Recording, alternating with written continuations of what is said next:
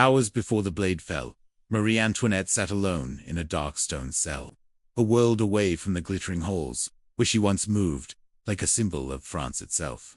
Her hair had turned white from stress, her cheeks were hollow, and her eyes no longer belonged to a queen but to a woman who had been watched, judged, and hated for years. The guards assigned to her did not touch her, but their cold stares and whispered jokes were enough to strip her dignity piece by piece. Each sound from outside chants, drums, insults pierced her like needles. She was no longer Marie Antoinette, the Queen of France.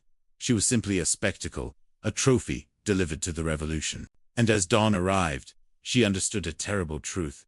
The execution wasn't the punishment. The real cruelty was how they intended to break her before she ever reached the guillotine, before her world crumbled. Marie Antoinette lived inside a palace that seemed untouchable.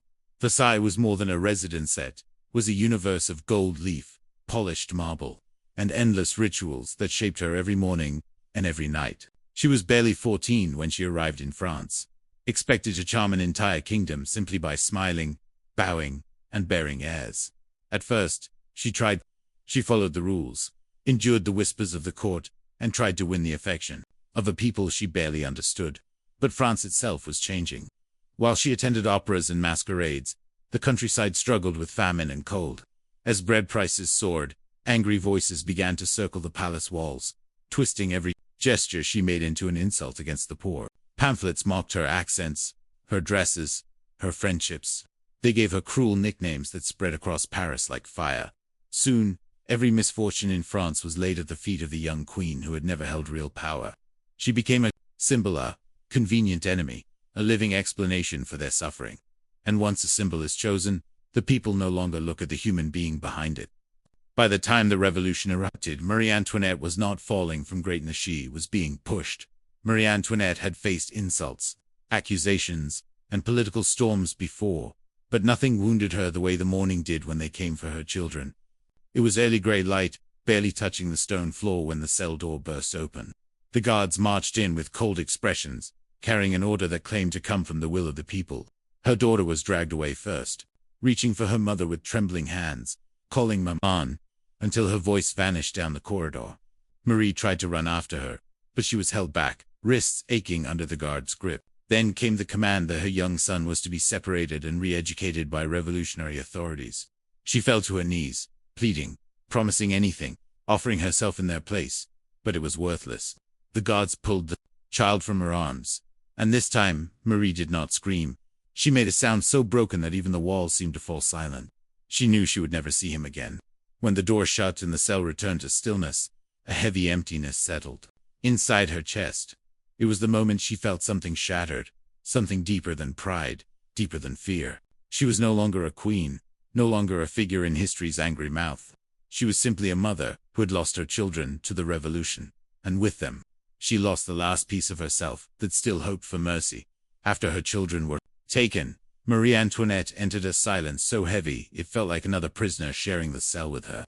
The concierge, known to Parisians as the antechamber of death, was a place where hope did not survive long. Her room was darker than night, lit only by a dim candle that flickered against walls stained with dampness.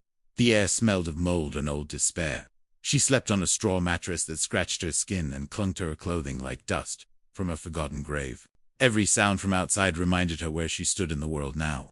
Footsteps of guards exchanging shifts, the scrape of a cell door as another prisoner was taken to the scaffold, the distant roar of crowds reacting to some new execution. She had no privacy. Two guards watched her at all times, observing every movement, every tear. Sometimes she turned her back to them and whispered to herself, repeating her children's names, until she felt she could breathe again. Hunger gnawed at her, but she ate little. Sleep came in short bursts, broken by nightmares, or the icy drafts creeping through the stones. Days blended into each other, until she couldn't tell morning from evening. The queen who once controlled rooms full of courtiers now could not control even her own thoughts. And in that small, cold space, she began to realize a deeper truth. The revolution did not need chains or whips to torment her. Isolation itself was the weapon that slowly hollowed her from inside. As Marie Antoinette's execution day drew closer, the revolution ensured her final days were shaped not by pain of the body, but by a deliberate, unrelenting assault on her dignity. The guards had been ordered to treat her with strict hostility, and they obeyed with a precision meant to break her spirit. They spoke loudly about her within earshot, discussing her downfall like entertainment, how the Austrian woman would look on the scaffold, how the crowds were planning to mock her, how her fall was deserved. They refused her simplest requests, whether for a moment of quiet or a brief prayer. Even when she tried to sit, they ordered her to stand. When she shivered, they smirked. When she trembled, they whispered, "Now she knows fear." Visitors from revolutionary committees entered her cell as if inspecting a captured animal. Some stared openly, some laughed, and some asked petty questions just to watch her struggle to maintain composure. Her final outfit, a plain white dress, was chosen intentionally, not to honor her, but to erase her last trace of royalty. During her final measurements for the execution, the guards made jokes, their voices dripping with cruel satisfaction. Yet through it all, Marie kept her chin lifted. Her humiliation was complete, but she refused to collapse before them.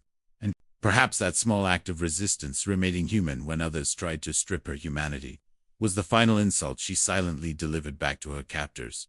Marie Antoinette's trial was never meant to discover truth. It was engineered to deliver a predetermined verdict wrapped in the appearance of justice. When she was led into the courtroom, she was met not with judges but with enemies who had already written her fate. The hall was crowded, hot, and suffocating.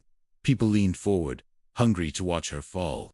Every accusation thrown at her was exaggerated, twisted, or invented entirely.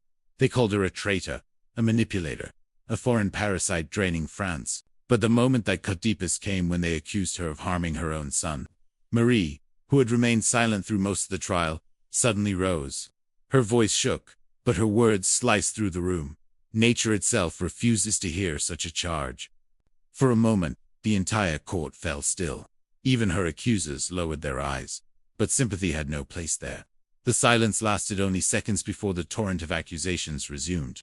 By the end, the verdict was delivered exactly as expected: death. When the guards returned her to the cell, she felt strangely calm. She had nothing left to defend, nothing left to protect. In the early hours of the next morning, they came for her. As her hands were tied, she stood upright, composed not as a queen, not as a symbol, but as a woman who had endured everything and still refused to bow her head. The revolution had taken all it could. Now all that remained was the walk to the scaffold.